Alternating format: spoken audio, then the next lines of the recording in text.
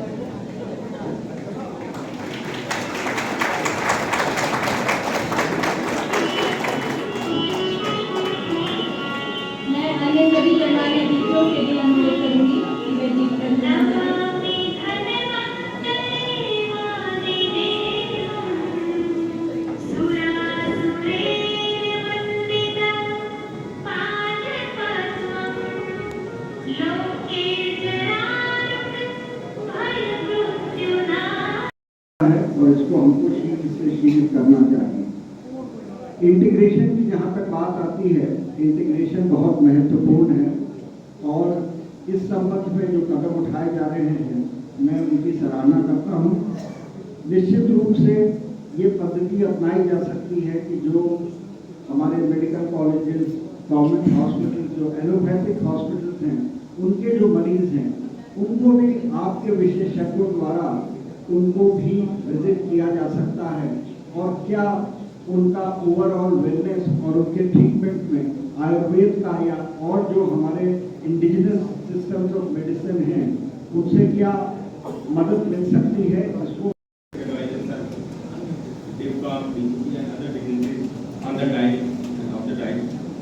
आज का दिन बहुत ही शुभ दिन है और आप देखिए इंद्र देवता ने भी हम पे मेहरबानी रखी है। और फिर आज हमने जो मूर्ति स्थापना की, इसी कॉलेज के बारे में थोड़ी सी मैं बात करना चाहूँगा कि हमने ये कॉलेज 2017 में स्टार्ट किया था। इससे पहले मेरे को याद है, मेरे को बताया गया है कि हम छोटे से विक्रम चौक में थोड़ा सा हमारे पास सेटअप था, तो वहाँ पर हम कॉलेज चलाते थे। आज देखिए एक बहुत ही खूबसूरत और एक ग्लोइंग कॉलेज आपको दिखेगा जो महामहिम साहब का शुक्रगुजार हूँ कि जिन्हों के कर कमलों से आज भगवान धन्वंतरी की मूर्ति स्थापना और प्राण प्रतिष्ठा हुई है। और मेरी समझ के मुताबिक ये जम्मू कश्मीर की हिस्ट्री में, स्पेशली आयुर्वेदा की हिस्ट्री में ये सुनहरे अक्षरों में लिखा जाएगा। और ये जम्मू कश्मीर की हिस्ट्री में कि आज धम्म दिवस के दिन, आज नेशनल आयुर्वेदा डे के दिन हमने भगवान धन्वंतरी महाराज की मूर्ति की स्थापना ऑनरेबल एलजी साहब से करवाई। जय भगवान धन्वंतरी की जय हो। मैं सबसे पहले ज्यादा ना कुछ कहता हुआ, मैं सब आज आयुर्वेदा फ्रेटर्निटी जो कि मदर फ्रेटर्निटी है बाकी पैथीज की, चाहे यूनानी पैथी है, होम्योपैथी है, जो अदर पैथीज हैं, ये सबसे पहली पैथी आयुर्वेदा पैथी है। मैं सब मैंने शुरुआत नहीं की थी। मैं चाहता हूँ कि इसे अवसर समझकर जो हमारे युवा हैं, खासतौर से जो स्टूडेंट कम्युनिटी के लोग, वो इसका लाभ उठाने, परंपरा को मॉडर्न रूप से जोड़कर उसे सक्सेसफुल बिजनेस के रूप में तब्दील करने के लिए माननीय प्रधानमंत्री जी के नेतृत्व में स्टार्टअप इंडिया ने आयुष स्टार्टअप चैलेंज भी शुरू किया है। इस आयुर्वेद महाविद्यालय के विद्यार्थियों से मेरी अपेक्षा हो, इसमें आगे बढ़कर के काम करने की जरूरत है। फैकल्टी मेंबर्स से मेरी अपेक्षा हो, इस दिशा में अगर हम काम करेंगे तब हमारा योगदान वास्तव में सराहनीय होगा। फूड सेक्टर में इनोवेशन के माध्यम से ready to eat nutrition, Ayurveda आहार, आयुष सेंटर्स के लिए IT solutions, artificial intelligence based diagnostic tools तथा फार्मा प्रोसेसिंग जैसे बहुत सारे सेक्टर्स हैं जिसका फायदा आज का युवा वर्ग नया उद्यम शुरू करके उठा सकता है। इसके अलावा अनेक ऑपरेशनल आयुर्वेद कंपनी निरंतर इनोवेशन द्वारा नए प्रोडक्ट लॉन्च कर रही है। अब इस कॉलेज को किसी कंपनी के साथ जोड़ा जा सकता है या नहीं जोड़ा जा सकता है, ये विचारणीय विषय है। ऐसे अनेक उद्यमी यहाँ भी हैं। डिजाइन, ब्रांडिंग, मार्केटिंग, इसमें आप क्या मदद कर सकते हैं? उन्हें भी आयुर्वेद सेक्टर में तमाम अवसर उपलब्ध हों। आयुर्वेद दिवस के तीसरे लक्ष्य को भी इसके माध्यम से हम प्राप्त कर सकते हैं। अष्टांग संग्रह में हमारे यहाँ लिखा गया, आयुर्वेद दोधे पारंपरस्य प्रयातिक, यानी आयुर्वेद समुद्र के पार कौन जा सकता है? कोई नहीं, क्योंकि जगत के सभी रोगों का उपचार तो आयुर्वेद में ही उपलब्ध है। कुछ बातें इस आयुर्वेदिक मेडिकल कॉलेज से भी संबंधित है जिनका उल्लेख आवश्यक है। 2021 में इस कॉलेज का उद्घाटन हुआ तो उस अवसर पर भी मैं था। उस दिन भी मैंने कहा था कि भविष्य में सीटों की संख्या और कोर्स के अपग्रेडेशन के लक्ष्य पर समय सीमा के भीतर काम करना ये बहुत आवश्यक है। डॉक्टर मोहन सिंह जी ने मुझे बताया है कि BMS कोर्स में सीटों की संख्या 60 से बढ़ाकर 100 करने वाले हैं। उसके लिए जो आवश्यकता होगी वो जरूर जम्मू कश्मीर अस्पताल की मौजूदा क्षमता 60 बेड की है और 100 करना है तो 60 में ऑक्यूपेंसी क्या है? कोई भर्ती नहीं हो।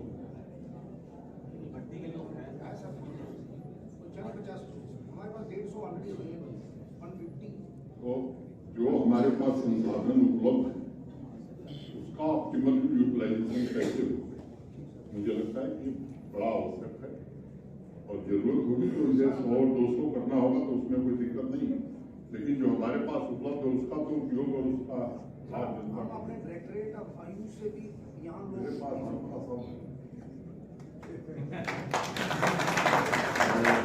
निवेदन करूंगा डायरेक्टर साहब से, प्रिंसिपल साहब से, सभी फैकल्टी मेंबर्स से, इन उद्देश्यों पर काम करना ये बड़ा आवश्यक है। निजी तौर पर आयुर्वेद का मैं बड़ा समर्थक हूँ और उसका कारण मैं बताता हूँ। मैं जब विद्यार्थी था तो मुझे जॉन्डिस हो गया, लापरवाही किया, 2-4 दिन में ही मैंने चलना फिरना शुरू कर दिया। फिर वो रिलैप्स कर गई। बिलोबिन मेरा 13 या 14 हो गया। हमारे वाइस चांसलर साहब ने मेडिकल बोर्ड गठित कर दिया, उसमें गैस्ट्रोएंटरोलॉजी के प्रोफेसर, मेडिसिन के प्रोफेसर, और 5-7 दिन में मुझे कोई आराम नहीं। मेरे कोई परिचित थे, उन्होंने मुझे कहा कि एक आयुर्वेद में प्रोफेसर है CN चतुर्वेदी साहब, आप उनसे संपर्क करिए। संयोग से मैं उनके पुत्र को जानता था तो मैंने उन्हें बुलाया और उन्होंने मुझे काढ़ा दिया और 3 दिन में मैं ठीक हो गया।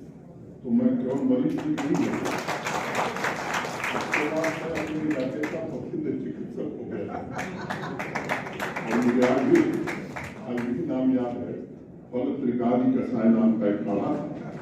तो जो आता था मैं भी अब डॉक्टर बन सकता उसको मैं भी दे सकता था। और बनारस हिंदू विश्वविद्यालय केंद्र रहा है, प्रोफेसर PA देशपांडे वहाँ आयुर्वेद के प्रोफेसर।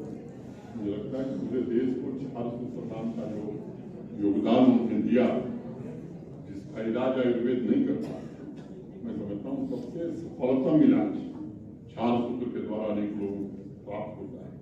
और एक बात मैं आपको बताना चाहता हूँ, ये जानना बड़ा जरूरी है। आज मॉडर्न मेडिसिन के लोग ये क्लेम करते हैं दुनिया भर में कि हमने बड़ी प्रगति की है। ये बात आप जान लीजिए कि जब दुनिया के विकसित देशों में कैटरेक्ट सर्जरी के इक्विपमेंट नहीं थे, तब हिंदुस्तान में फाइनेस्ट इक्विपमेंट कैटरेक्ट सर्जरी के मौजूद थे। शुरुआत में हमारे देश में जानकारी कम है और मैंने अपनी आंखों से जॉन हॉपकिंस यूनिवर्सिटी, जो दुनिया की सबसे अच्छी यूनिवर्सिटी मेडिकल फील्ड में मानी जाती है, वहाँ भारत की आयुर्वेद की किताब रखी, मैंने पढ़ा है कि दुनिया को कैटरेक्ट सर्जरी भारत के लोगों ने अनेक लोग विषय में नहीं आना चाहता हूँ, मैं उस पर और अभी बोल सकता हूँ, लेकिन मुझे लगता है कि हमारी जो प्राचीन विरासत है, अब ये हमारा दुर्भाग्य था गुलामी के कारण या जिन कारणों से हम अपनी विरासत को दुनिया भर में नहीं पहुंचा सके। अब समय आ गया है और यही समय है, सही समय, जब पूरे देश में स्वाभिमान का भाव जागृत हुआ है। आयुर्वेद और भारतीय चिकित्सा पद्धति से जुड़े हुए सभी लोगों की आज ये नैतिक जिम्मेदारी है कि जो हमारा प्राचीन ज्ञान रहा है उस ज्ञान पर शोध करके और भारत के लोगों को तो लाभ मिले, पूरी मानवता को लाभ मिले, ये बड़ा आवश्यक है। और मैं 2000 आने वाले कुछ समय में काम जरा भद्रवा में भी कुछ काम हो रहा है, तो कब तक होगा? वो विद्वान घबरा से गए, उन्होंने कहा कि लेकिन ये कैसे संभव? स्वामी विवेकानंद ने कहा कि शरीर और मन जब लय में हो तब हर एक पुस्तक सीधे आपकी चेतना को स्पर्श करती है, यानी स्वस्थ शरीर स्वस्थ चेतना का निर्माण करती है। इसलिए पूरे विश्व में एकमात्र ऐसा साधन है जो शरीर को निरोग रखने पर, रोगों के प्रिवेंशन पर बल देता है। Ahead of his time, with an exceptional foresight, his unwavering commitment to Ayush in J&K has been instrumental in the long